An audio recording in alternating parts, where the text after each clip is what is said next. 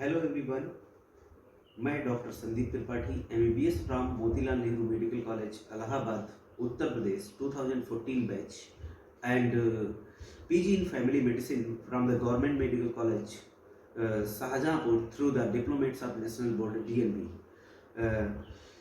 मैं आपको ये बताना चाह रहा हूँ कि अब नीट यूजी का पेपर आने वाला है। बाद में इसके NEET PG paper, NEET UG paper के जो दिन है वो लगभग 20 डेज बचा हुआ है। तो आप ये समझ लीजिए कि इस समय जिनकी तैयारी पीक पे है, चाहे वो जो भी हो, फ्रेशर्स हो, गांव से आने वाले बच्चे जो तैयारी कर रहे हैं, बहुत दिनों से सिलेक्शन नहीं हो रहा है, हताश है, उनको हताश होने की ज़रूरत बिल्कुल भी नहीं है, क्योंकि जो मेहनत करेगा वो सफल जरूर होगा। लेकिन जब कम दिन रह जाते हैं तो हमें, या कम दिन हो या ज़्यादा दिन हो, जो भी तैयारी कर रहा है उसके लिए स्मार्ट स्टडी की ज़रूरत होती है, न कि आप बहुत ज़्यादा पढ़ें। स्मार्ट स्टडी के लिए क्या है कि आपको तरह तरह के नोट्स पढ़ने ना, आपको सिर्फ और सिर्फ एनसीईआरटी पढ़ना है। एनसीईआरटी में आप बायोलॉजी के लिए आपके पास 2 बुक्स हैं, पार्ट 11 एंड पार्ट 12।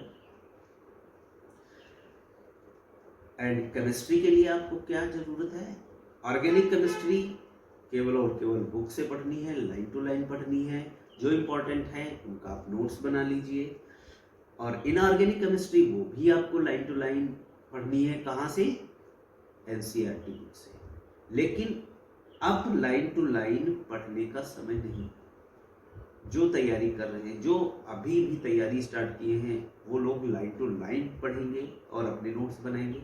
और जो लोग एनसीईआरटी ही अभी पढ़ रहे हैं तो उनको वही एनसीईआरटी ही पढ़ने की ज़रूरत है, ऑर्गेनिक और इनऑर्गेनिक। लेकिन फिजिकल केमिस्ट्री में क्या इंपॉर्टेंट है? आए हुए क्वेश्चंस, 10 साल के आए हुए क्वेश्चंस बहुत इंपॉर्टेंट है। क्योंकि मैं 2014 बैच का एमबीबीएस हूँ, वहाँ से हमने ये देखा है ट्रेंड कि आए हुए क्वेश्चंस, उसी टाइप के क्वेश्चंस ज़्यादा आ रहे हैं, क्योंकि जो कट ऑफ लेवल है अब बहुत ज़्यादा ऊपर जा रहा है। इसलिए आप लोग बहुत ज़्यादा पढ़ेंगे तो आपको वो गेन नहीं होगा आपके ब्रेन में। तो आप फिजिकल केमिस्ट्री के लिए और फिजिक्स के लिए आप लोग आए हुए 10 साल के क्वेश्चंस ज़्यादा से ज़्यादा बार रिवाइज करिए, ज़्यादा से ज़्यादा बार प्रैक्टिस करेंगे।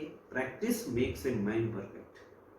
और आप जितना ही अधिक मेहनत करेंगे उतना ही सफलता आपके करीब है। मैंने भी अभी कुछ दिनों पहले ही श्री सेवक नीट बायोलॉजी स्टार्ट किया है, जिसमें मैंने कोशिश की है कि मैं लाइन टू लाइन जो बायोलॉजी की बुक्स है, पार्ट 11, पार्ट 12 अभी स्टार्ट किया हूँ। जो उसके इम्पोर्टेंट लेसन्स हैं उनमें मैंने ये कोशिश की है कि आपको मैं हिंदी, इंग्लिश से हिंदी में समझाने की कोशिश किया हूँ, वर्ड बाई वर्ड। आप लोग उसको पढ़िए, हो सकता है इससे आपको बहुत ही अधिक सहायता मिले। ये जो मेरा चैनल है, मैं मेरे चैनल को जो गांव से आए हुए बच्चे, जिनको इंग्लिश टू हिंदी ट्रांसलेशन सही से नहीं आया है, या वर्ड टू वर्ड समझ में नहीं आया है, या फ्रेशर्स हैं, आप सभी लोग मेरे चैनल को, जो उसमें मैंने पढ़ाया है, आप उसको पढ़िए। बहुत काफ़ी हद तक आपको उससे हेल्प मिलेगी। और आप मेहनत करिए। ईश्वर से यही कामना है, या ईश्वर को ध्यान में रखकर जब आप मेहनत करेंगे तो ईश्वर आपको सफलता जरूर देगा। बिना मेहनत के आप भगवान का भी गुणगान करेंगे तब भी वो भी हताश हो जाएंगे, आपको सफलता नहीं दे सकते। आपको मेहनत खुद ही करनी पड़ेगी, तभी आपको सफलता ईश्वर देंगे।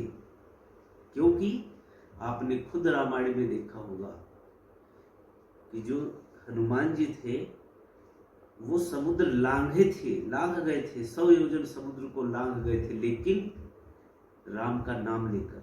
लेकिन लांघने वाले स्वयं केसरी नंदन हनुमान जी ही थे, जो भगवान का नाम लेकर लांघे थे और उनका कार्य पूर्ण हुआ था। तो कार्य पूर्ण ईश्वर के नाम से होता है, लेकिन कार्य आपको ही करना है। Thank you all and work hard